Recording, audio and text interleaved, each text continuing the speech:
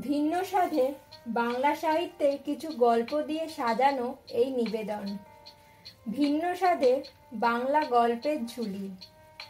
আজকের গল্প হরিনারায়ণ চট্টোপাধ্যায়ের লেখা আগন্তুক। হরিনারায়ণ চট্টোপাধ্যায় 1916 সালে কলকাতার ভবানীপুরে জন্মগ্রহণ করেছিলেন। তারপর তাকে বার্মায় চলে আসতে হয়। রেঙ্গুন বিশ্ববিদ্যালয় থেকে বিএ পাশ করে রেঙ্গুন আদালতে আইনজীবীর কাজ শুরু করেন তিনি। 1940 সালে দ্বিতীয় বিশ্বযুদ্ধ শুরু হলে কলকাতায় ফিরে আসেন তিনি। তার লেখা প্রথম উপন্যাস রেঙ্গুনের পটভূমিকায় লেখা ইরাবতী 1948 সালে দেশ পত্রিকায় ধারাবাহিকভাবে প্রকাশিত হয়। শিশুদের জন্য লেখা বিখ্যাত বই হল ভয়ের মুখোশ ও পাথরের চোখ। তার রচিত সাহিত্য থেকে বাংলায় অভিসারিকা, অশান্ত ঘূর্ণি, জিটি রোড আর হিন্দিতে মুঠ্ঠি ভর চাওয়াল সিনেমাগুলি তৈরি হয়েছে। শিশুদের জন্য বহু ছোট গল্প, রম্য রচনা, ভূতের গল্প, রহস্য কাহিনী লিখেছিলেন তিনি। তিনি বেতার নাটকে অভিনয় করতেন। অভিনেতা ভানু বন্দ্যোপাধ্যায়ের অসংখ্য রম্য নাটক তার লেখা। 1972 সালে মতিলাল পুরস্কার ও 1976 সালে তারাশঙ্কর পুরস্কারে তিনি সম্মানিত হন। 1981 সালে 20 জানুয়ারি কলকাতায় মস্তিষ্কের রক্তক্ষরণে মারা যান তিনি। শুরু হচ্ছে আজকের গল্প আগন্তুক।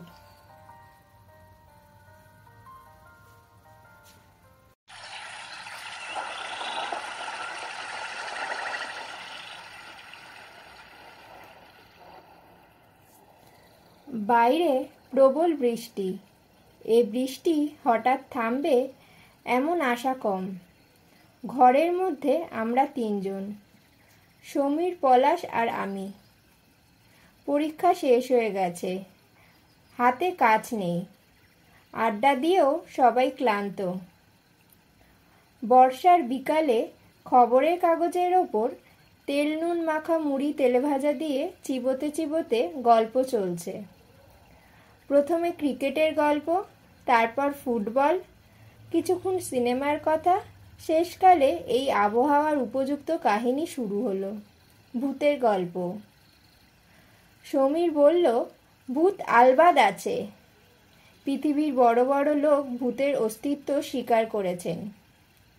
পলাশ মুখ চোখের অদ্ভুত ভঙ্গি করে বলল, আছে বই কি, আছে তোদের মতন নিষ্ক্রিয় লোকেদের মগজে। ভূতের জন্মস্থান ভয়ের এলাকায়। দুজনে আমাকে সাক্ষী মানল। বিপদে পড়লাম। খুব সাহসী এমন অপবাদ কেউ দেবে না। ভূত অবশ্য দেখিনি, কিন্তু ভূত নেই এ কথা জোর গলায় বলি কি করে? সারাক্ষণ দিনের আলো থাকবে না, একসময় অন্ধকার হবে। চারদিক থেকে নানা রকম শব্দ শোনা যাবে তখন। কাজেই কোনো পক্ষ সমর্থন না করে বললাম, কি জানি ভাই, বলতে পারবো না। ভবিষ্যৎ নিয়ে এত চিন্তা করছি যে ভূতের কথা ভাববার সময় পাইনি।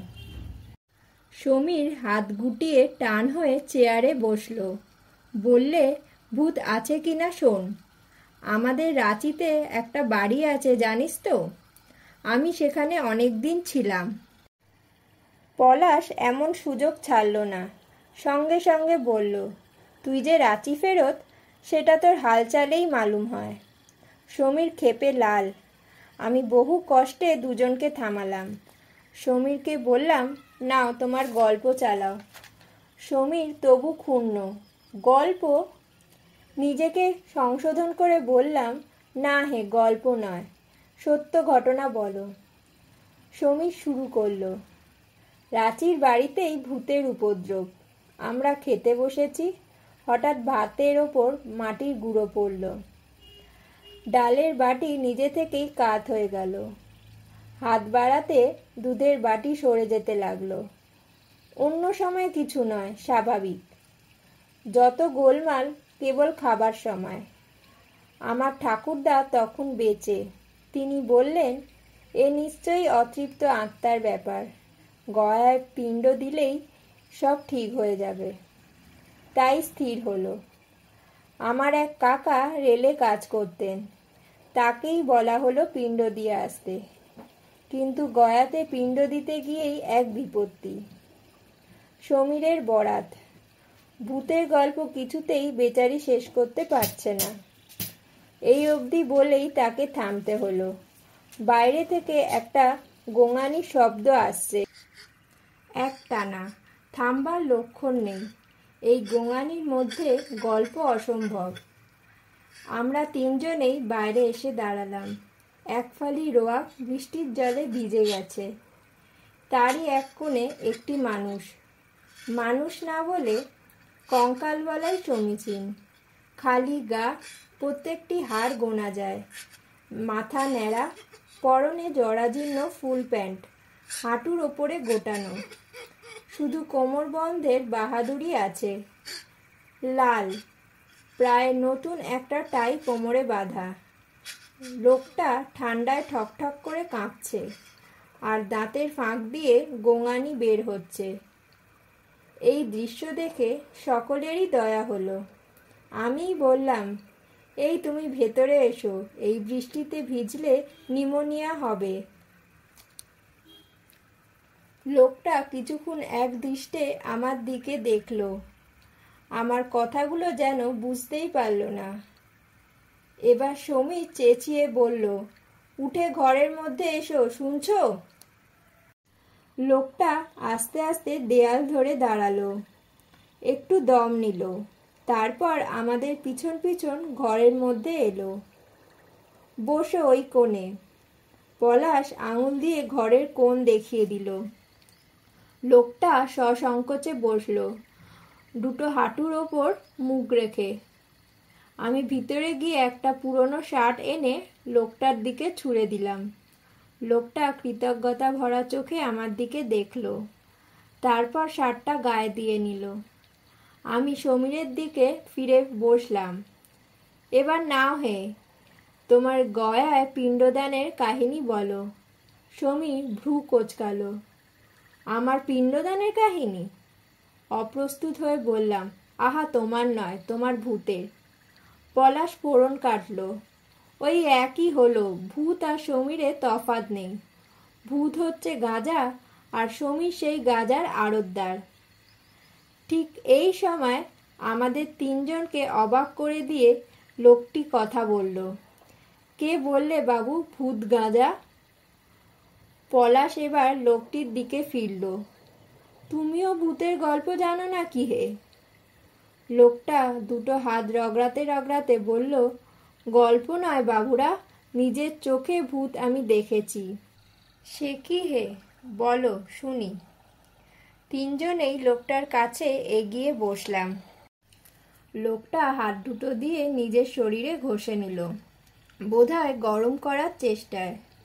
তারপর বলতে লাগলো, এক সময় আমি ট্রেনের কামরায় কামরায় প্লাস্টিকের চিরুনি ফেরি করে বেড়াতাম। সকাল 7টায় বের হতাম। দুপুরবেলা রাস্তার ধারে কিছু খেয়ে নিতাম। তারপর আবার রাত 10টা সাড়ে 10টা পর্যন্ত চিরুনি বিক্রির চেষ্টা। রাত্রিবেলা কোনো স্টেশনের প্ল্যাটফর্মের এক কোণে শুয়ে কাটাতাম।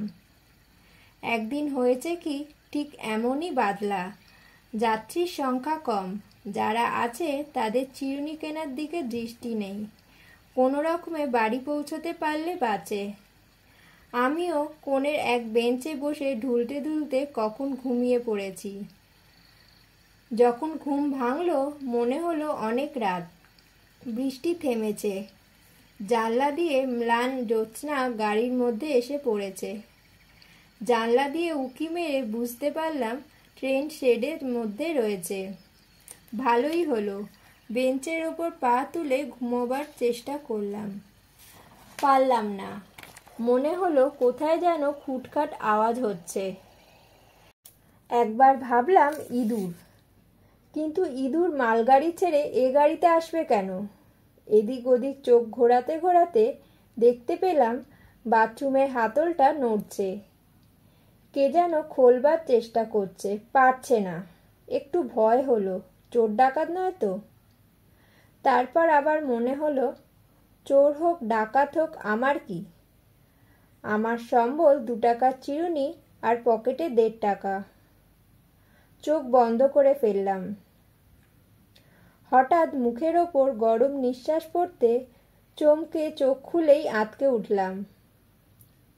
সামনে একজন লোক, লোকই বা বলি কি করে, মুন্ডু নেই, মুন্ডুটা নিজের হাতে ধরা, 2টো চোখ বিভৎসভাবে বেরিয়ে আছে, দাঁতের ফাঁক দিয়ে জিভটা ঝুলে পড়েছে, সেই জিভ দিয়ে টপ টপ করে রক্তের ফোঁটা ঝরছে।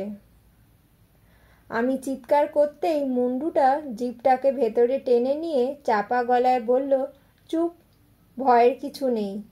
আমিও তোমার মতন ট্রেনে লজেন্স হজমিগুলি ফেরি করে বেড়াতাম, নিজে গান ভেদে সুর করে গাইতাম। গানের গলা ছিল বলে বাবুরা খুশি হয়ে শুনতো, তারপর আমার জিনিস কিনত। সেই জন্য অন্য ফেরিওয়ালারা আমায় হিংসা করত, বিশেষ করে তারক। সে আমার সঙ্গে সঙ্গে থাকতো, আমার মতন গাইবার চেষ্টা করত, পারত না। এক সন্ধ্যায় টিপ টিপ বৃষ্টি পড়ছে, আমি গাড়ির পাদানিতে দাঁড়িয়ে, ট্রেনের গতি একটু কমলে পাশের কামরায় উঠব। তারক ঠিক আমার পেছনে। হঠাৎ সে সজোরে আমাকে ধাক্কা দিল। পাশের লাইন দিয়ে দার্জিলিং মেল আসছিল নক্ষত্র বেগে। ট্রেনের গতিবিধি আমার নখদর্পণে। সঙ্গে সঙ্গে আমি ছিটকে একেবারে লাইনের ওপর। তারপর দার্জিলিং মেলের চাকা। লোকটার কথা শোনা গেল না। চোখ ধাঁধানো বিদ্যুতের আলো। তারপরেই খুব কাছে কোথাও বাজ পড়ল। জানলার কাঁচ ঝনঝন করে উঠল। মেঝে কেঁপে উঠে মনে হলো চেয়ারগুলো উল্টে ফেলে দেবে। আমরা সবাই প্রথমে ভাবলাম বুঝি ভূমিকম্প, তারপর বুঝতে পারলাম না, বাজের শব্দ। পলাশ বলল, খুব ভূতের গল্প ফেঁদেছ তো হে। কোনো উত্তর নেই। আমি তাড়াতাড়ি উঠে সুইচ টিপলাম। আলোয় ঘর ভরে গেল। কি আশ্চর্য, কোণ খালি, লোকটা কোথাও নেই। অথচ লোকটা ঘরের মধ্যে ঢোকবার পর দরজাটা বন্ধ করে দিয়েছিলাম। দরজা সেই রকমই বন্ধ আছে। বাইরে একটা মোটরের শব্দ, অনেকগুলো লোকের চিৎকার। দরজা খুলে বাইরে এলাম। বৃষ্টি কমে গেছে। একটা অ্যাম্বুলেন্স দাঁড়িয়ে, গোটা 4 পুলিশ রোয়াকের কাছে। জিজ্ঞাসা করলাম, কি হলো? ইন্সপেক্টর বলল, আপনাদের পাশের বাড়ি থেকে থানায় ফোন করেছিল, এখানে একটা মরা পড়ে আছে। মরা? আমরা উকি দিয়েই চমকে উঠলাম। সেই লোকটা পড়ে রয়েছে চিত হয়ে, 2টো হাত বুকের ওপর জড়ো করা, 2টো চোখের তারা বিস্ফারিত। কখন মারা গেল ঠিক বলা মুশকিল, তবে ঘন্টা 2 তো নিশ্চয়ই। একেবারে কাঠ হয়ে গেছে। কিন্তু বলতে গিয়ে সামনে নিলাম। আমার কথা কেউ বিশ্বাস করবে না।